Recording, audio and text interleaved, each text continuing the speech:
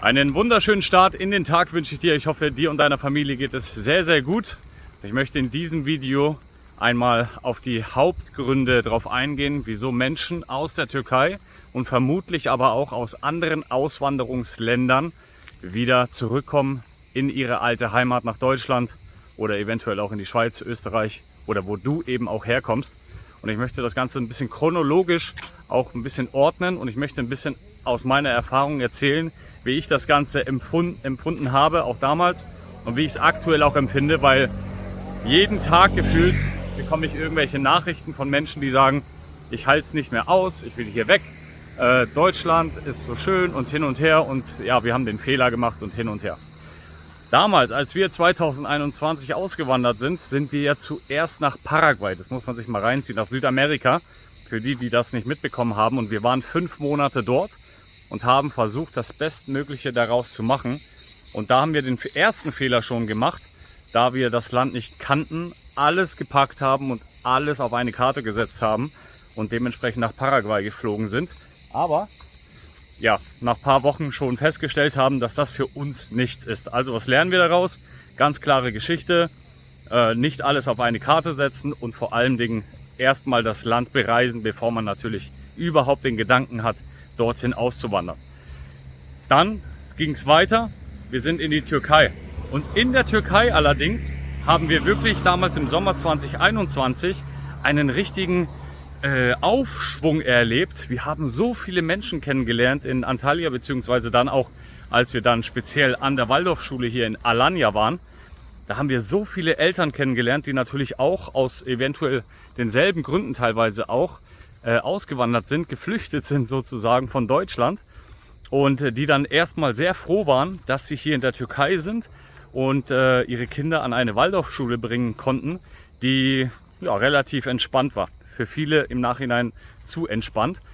Und dann aber, nachdem man sich wirklich viel ausgetauscht hat, viel Zeit miteinander verbracht hat und wirklich nur Gutes über die Türkei geredet hat, hat es irgendwann angefangen, alles klar, nee, aus heiterem Himmel, wirklich krass, Nachricht bekommen, die sind schon nach Deutschland geflogen oder die sind schon wieder ausgereist oder die planen die Ausreise wieder.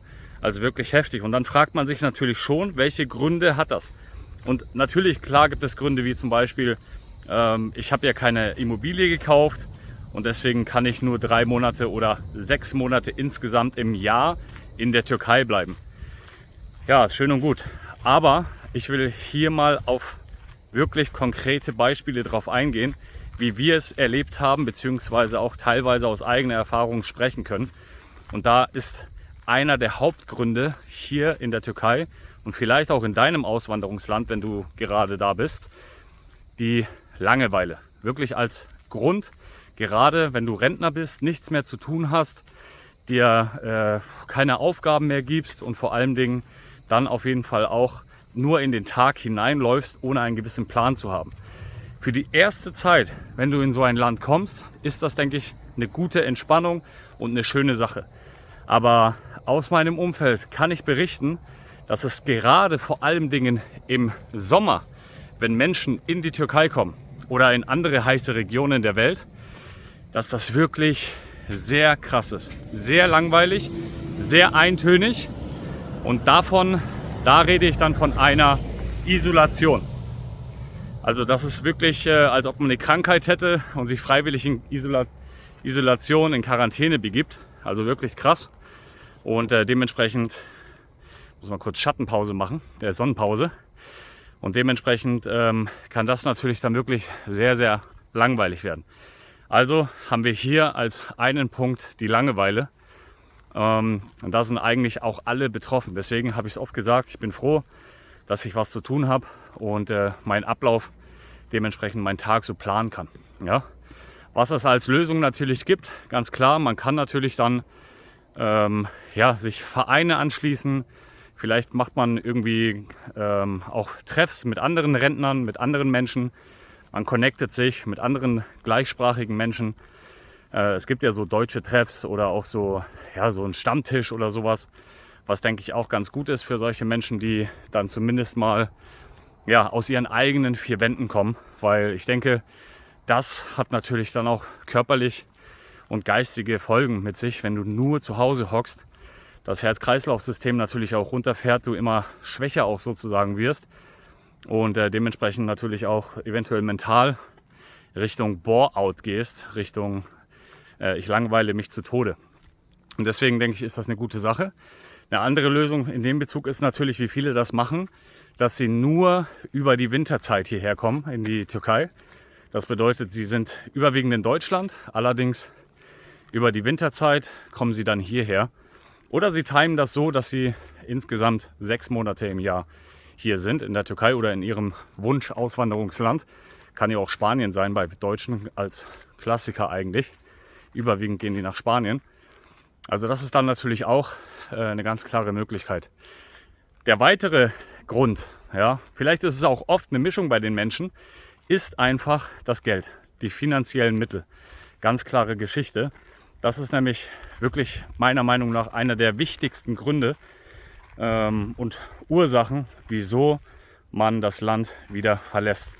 Weil die Gelder knapp werden. Man hat vielleicht ein Haus verkauft, eine Wohnung verkauft oder Grundstück verkauft, hat natürlich eine extrem große Summe bekommen und hier setze ich mich mal kurz hin und lebt dann natürlich von diesen Geldern, was wir natürlich aus eigener Erfahrung auch gemacht haben, ganz klar. Und irgendwann stellt man aber fest, wenn das so weitergeht, dann schmelzen die Gelder und dann hast du natürlich ein Problem und dann musst du das Land verlassen, weil dann ist Deutschland natürlich in dem Fall wieder gut, weil du eben mit dem Sozialstaat, mit dem Sozialunterstützung da aufgefangen werden könntest in Deutschland. Ja? Ist natürlich nicht das Hauptziel, sollte nicht sein, aber solche Erfahrungen auch in Paraguay hat unser Einwanderungshelfer gesagt, hatte er, dass Menschen reich dahin gekommen sind und arm wieder das Land verlassen haben und teilweise Kredite aufgenommen haben von der deutschen Botschaft, dass sie zurück nach Deutschland fliegen können. Also wirklich, das ist schon auf jeden Fall ganz extrem. Was wiederum bedeutet, man braucht Cashflow, man braucht monatliche Einnahmen oder tägliche Einnahmen, um dann natürlich seinen Lebensunterhalt zu bestreiten. Und da gibt es einfach auch verschiedene Möglichkeiten. Und dementsprechend sollte man sich da auch vielleicht mal informieren. Art Remote-Jobs, Callcenter, man kann ja auch hier in der Türkei arbeiten, für deutsche Firmen zum Beispiel, ja, also als Telefonist, als Vertriebler etc. Oder man hat natürlich sein eigenes Online-Gewerbe, Online-Business sozusagen, dann ist das auch eine Möglichkeit. Aber aus eigener Erfahrung kann ich einfach sagen, und das ist halt ein großes Problem, ein Angestelltenverhältnis zu haben oder eine feste Einnahmequelle, wie zum Beispiel ein Rentner bekommt fest seine Rente, das ist schon wirklich Gold wert. Bei mir zum Beispiel, ich muss jeden Tag was dafür tun, damit ich Einnahmen generiere. Ganz klar, als Angestellter musst du ja auch irgendwas tun. Aber als Angestellter, ob du verkaufst oder nicht, du bekommst ja trotzdem dein festes Gehalt. Mindestens das hast du sicher. Wenn ich am Tag aber nichts verkaufe, habe ich keine Einnahmen. Das ist natürlich ein gewisses Risiko beim Online-Geschäft bzw. als Selbstständiger, gerade wenn du natürlich neu auch startest. Ja? Da muss man sich auf jeden Fall auch vorzeitig, im besten Fall aus Deutschland, aus der Sicherheit heraus, was aufbauen. Ja? Dann ein absolut weiterer Grund, und das ist auch ein ganz krasser Grund, den ich so oft gehört habe, das ist eigentlich der ausschlaggebende Punkt, weil egal wie es ist, egal wie bei dir das alles läuft, ganz ehrlich, Kinder. Wenn deine Kinder zu dir kommen oder du selber das siehst, dass deine Kinder sich hier nicht entfalten können, in dem Auswanderungsland, in der Türkei, in Spanien oder sonst, wo du gerade bist. Und gerade vorgestern habe ich einen zufälligerweise nochmal getroffen, vor zufälligerweise seiner Abreise. Die kommen auch aus Norddeutschland und die gehen wieder zurück, weil die Kinder es hier einfach nicht... Die finden das cool, auf jeden Fall. Hier schönes Wetter und man kann ja mal am Strand und so. Aber du bist halt nicht jeden Tag am Strand. Das bedeutet, wenn du keinen Anschluss gefunden hast, weil du vielleicht auch die Sprache nicht sprichst, dann werden deine Kinder einfach hier nicht so zufrieden sein wie in Deutschland, wie in der gewohnten Umgebung. Dort sprechen die in der Regel alle Deutsch. Dort hast du auch das Wetter, sage ich mal, gerade auch im Sommer, dass du dich mit Freunden draußen treffen kannst, ohne dass du hier einen Sonnenstich bekommst. Oder auch die Schule natürlich, dass du da mehr Anklang hast. Und die Kinder gerade im Sommer, und ich sehe es auch bei mir, habe es im letzten Video auch schon angedeutet, das ist schon so, dass man sich mehr oder weniger verkriecht. Oder natürlich auch, wenn du jetzt wie in Alanya, wo wir leben, ist eine kleinere Stadt. Ist jetzt keine Millionenstadt. Da gibt es natürlich nicht so viel Auswahlmöglichkeiten. Im Hochsommer natürlich als Tourist. Du besuchst für 2 Wochen alles, willst alles sehen, was so geht, komprimiert. Aber wenn du hier jahrelang lebst und dann jahrelang natürlich immer wieder dasselbe machst, war ja in Hamburg nicht anders. Ja? Also eigentlich ist es ja eh immer dasselbe. Aber durch die Hitze ist man natürlich schon dann gezwungen, draußen, wenn du rausgehst, reinzugehen in klimatisierte Räume. Ja? Und jeden Tag ins Alanium zu gehen oder jeden Tag irgendwie in die Mall oder dann einfach nur zu Hause zu hocken, wird halt für die dann irgendwann langweilig. Ja? Und deswegen die Kinder, von denen ich jetzt gerade gesprochen habe, auch, die haben sich schon wirklich sehr stark gelangweilt und die haben die Eltern quasi auch angebetet, dass die da eine Veränderung haben möchten. Und man tut sicherlich sehr, sehr viel für die Kinder und man versucht auch hier mit Sport, und wir haben auch mit Sport im Verein das Ganze probiert, aber hey, es ist einfach, ich muss nicht in der Sonne stehen und dann laufen, Fußball spielen, aber wenn das Kind dann irgendwann nach 2 Monaten feststellt, ganz ehrlich, das ist mir einfach zu krass, zu heiß hier und ich kann das nicht mehr ab, dann was soll ich da sagen? Weißt du, wie ich meine? Und dann ist das natürlich blöd. Und dann in dieser Generation immer vom Handy, immer vor der Playstation und. Das ist natürlich schon, sind Belastungen auf jeden Fall, die dann natürlich auch körperlich wieder mal und auch geistig Schäden oder Folgen hinterlassen können und werden. Und deswegen, das ist auf jeden Fall kein Einzelfall. Ich habe das von so vielen Leuten gehört schon, dass sie Probleme mit den Kindern haben und deswegen auch einfach zurückgewandert sind, weil sie dort in Deutschland in der gewohnten Umgebung einfach ihren Ablauf haben und da passt einfach ein bisschen besser alles zusammen. Dass Türkei natürlich auch extreme Vorteile hat, darüber habe ich auch schon gesprochen, das ist ganz klar. Aber das in diesem Video, das sollen die Gründe sein, die Hauptgründe meiner Meinung nach, aus unserer Erfahrung, die ich selber teilweise erlebe und aber auch extrem bei anderen Menschen miterlebt habe und die dann das Land deswegen verlassen haben. Wenn dir dieses Video ein bisschen Nährwert gegeben hat, darfst du dir gerne hier den Daumen nach oben da lassen. Du darfst das Video gerne teilen und wenn du möchtest, kannst du das Video auch gerne abspeichern bzw. auch in deine WhatsApp-Liste packen und auch gerne den Kanal kostenlos abonnieren. Und für alle treuen Fans am Ende des Videos sage ich es nochmal, wir haben die neue Funktion, direkte Unterstützung des Kanals mit Mitglieder zu sein. Wir haben 3 Stufen, einmal quasi Stufe 1, 2 und 3.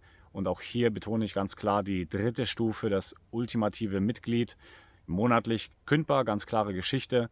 Für diejenigen, die brisant, schnelle Informationen brauchen, sich Zeitersparnis haben wollen und dementsprechend mit mir persönlich auch einen Videocall oder Live-Call auch einfach machen möchten, um sich sehr viel Zeit und auch Geld zu sparen. Wenn ich überlege, wie viele Stunden, Tage ich teilweise recherchiert habe, um irgendwelche Informationen zu ziehen, dann mache ich mir in so einer Situation lieber, nehme ich da Kontakt mit dem Markus auf, zumindest speziell zum Thema Türkei, wenn es ums Auswandern geht, aber auch ganz klar hast du die Möglichkeit, einfach Smalltalk auch mit mir zu halten, wenn du das willst, oder eben auch, wenn es andere wichtige Themen zum Thema Gesundheit gibt etc.